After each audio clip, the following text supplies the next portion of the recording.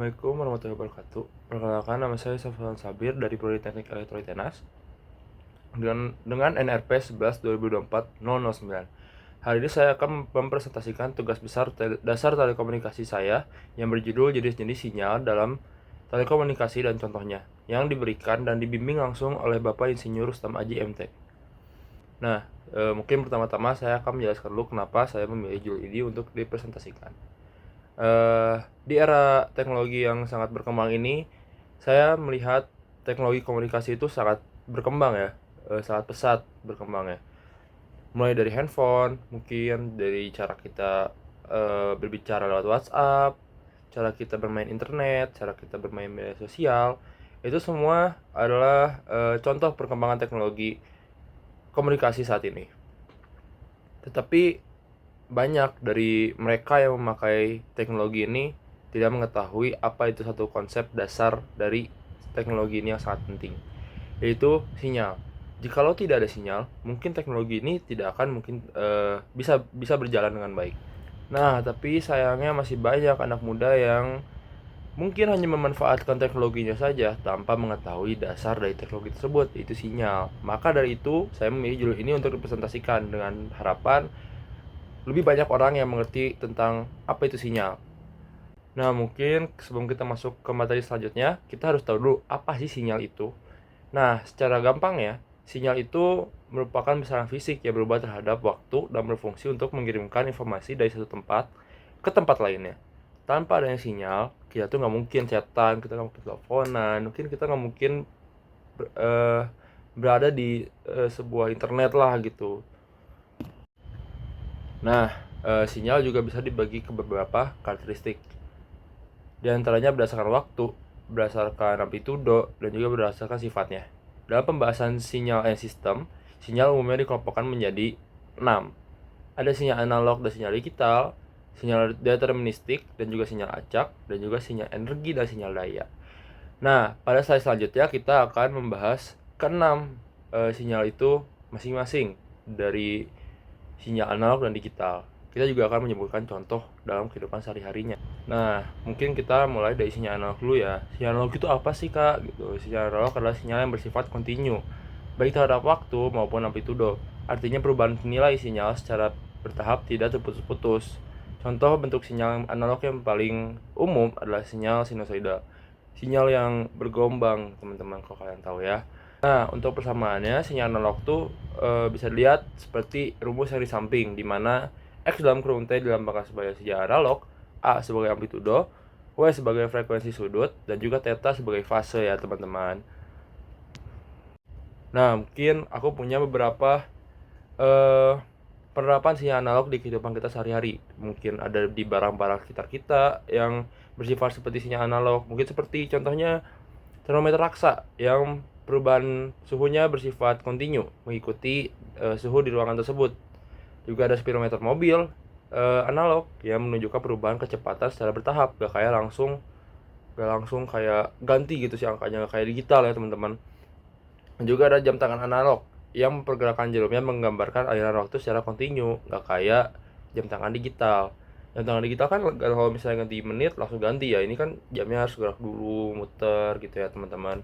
Contoh-contoh ini menunjukkan bahwa sinyal analog itu sangat dekat dengan kehidupan kita sehari-hari. Nah, buat teman-teman yang bingung bentuknya kayak gimana sih emang, Kak, si analog tuh. Nah, bentuk grafik itu kayak gini ya, teman-teman. Bentuknya tuh kayak bergelombang.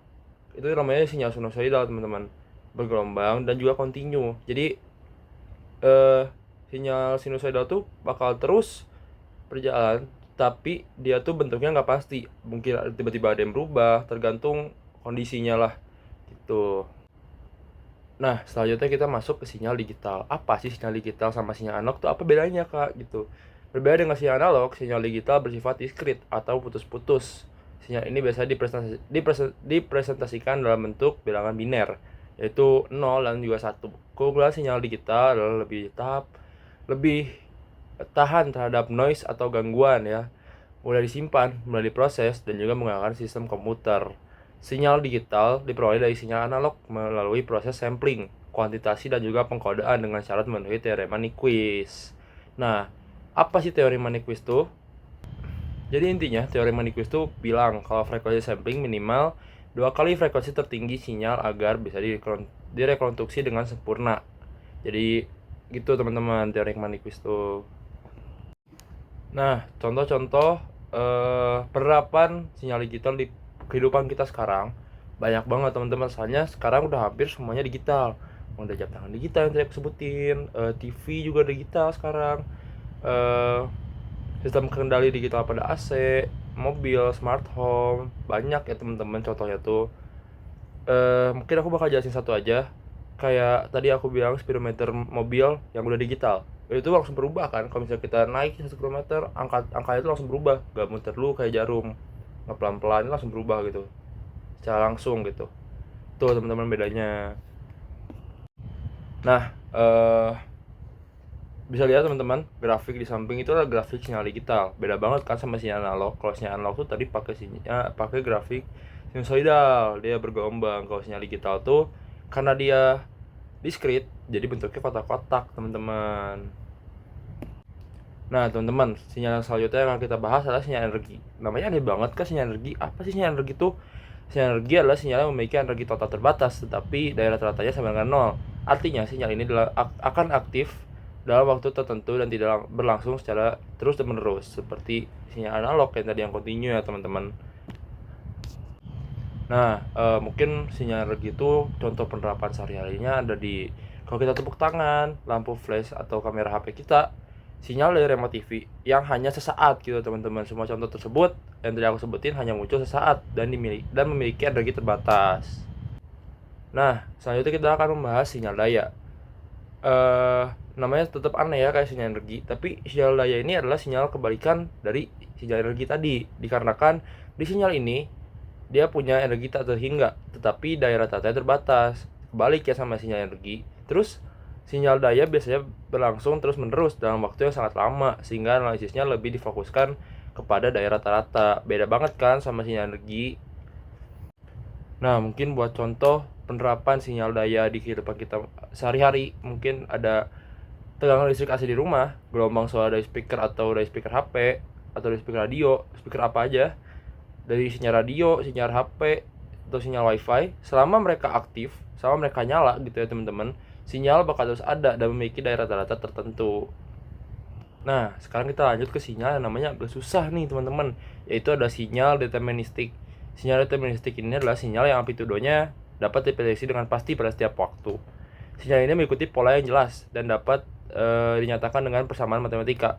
Karena sifatnya teratur, sinyal deterministik mulai dianalisis. Nah, buat apa yang tahu, persamaannya kayak gimana sih kak bentuknya? Nah, bisa dilihat di kotak biru ini. Ini ada rumus dan itu adalah persamaan dari sinyal deterministik, di mana nilai sinyal X dalam kurung T sepenuhnya dinyatakan dengan fungsi waktu T. Selama fungsi F dalam kurung T diketahui, maka nilai sinyal pada waktu kapanpun bisa dihitung dengan pasti dan juga akurat ya teman-teman. Nah, mungkin untuk contoh penerapan sinyal deterministik di kegiatan kita sehari-hari ini adalah lampu lalu lintas, alarm jam, dan juga tegangan listrik AC, di mana contoh tersebut memiliki pola yang tetap dan bisa kita prediksi. Kalau kita nyalain alarm, kita bisa tahu kan, oh bakal nyala jam 5, oh bakal nyala jam 7 gitu kan. Nah, buat yang pengen tahu nih, pengen lihat gitu sinyal deterministik itu bentuknya kayak gimana sih kalau di grafik. Bentuknya kayak gini ya teman-teman. Nah, ini aku buat di MATLAB. Sinyal selanjutnya yang kita bahas adalah sinyal acak. Sinyal acak adalah sinyal yang tidak dapat diprediksi secara pasti ya teman-teman. Jadi itu ya kenapa namanya sinyal acak, bukan sinyalnya acak-acakan. Nah, meskipun pola umumnya bisa diamati, analisis sinyal ini memerlukan pendekatan probabilitas atau statistik ya teman-teman. Jadi ribet lah ini buat analisis sinyal ini tuh. Nah, untuk contoh penerapan kegiatan sehari-harinya ada di noise pada siaran radio. Jadi kalau misalnya kita dengar radio tiba-tiba bersuara aneh, itu namanya noise ya teman-teman. Itu termasuk ke dalam contoh kehidupan sehari-hari di sinyal acak ini. Dan juga ada perubahan harga saham, intensitas hujan per menit. Ketiga contoh ini menunjukkan sifat yang tidak menentu ya teman-teman. Jadi kan kalau kita misalnya beli saham nih, kita nggak tahu kan dia bakal naik atau bakal turun, kita nggak tahu kan. Nah itu kenapa bisa masuk ke penerapan sinyal acak. Nah, bisa dilihat ya teman-teman, sinyal acak tuh emang ternyata acak-acakan gitu di grafiknya juga. Cuman bukan karena grafiknya acak-acakan ya teman-teman, karena tadi yang kita lihat lagi kalau analisisnya tuh susah dan ribet gitu ya teman-teman. Nah, kalian penasaran nggak sih apa itu peran sinyal di dalam telekomunikasi? Nah, dalam sistem telekomunikasi, sinyal berperan sebagai pembawa informasi dari sumber ke penerima, di mana sinyal akan dimodulasikan, dikirim melalui channel, dan juga dimodulasikan di sisi penerima. Nah, jadi kalau kalian nggak tahu teman-teman, kalau kalian ngirim WA, atau mungkin kalian like video TikTok aja, nah nanti si kreatornya dapat notifikasi kan. Nah, itu tuh kalian udah kirim sinyal dari si pengirim ke penerima, gitu.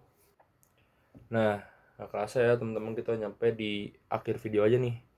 Sebagai kesimpulan, sinyal merupakan komponen utama dalam sistem telekomunikasi ya teman-teman.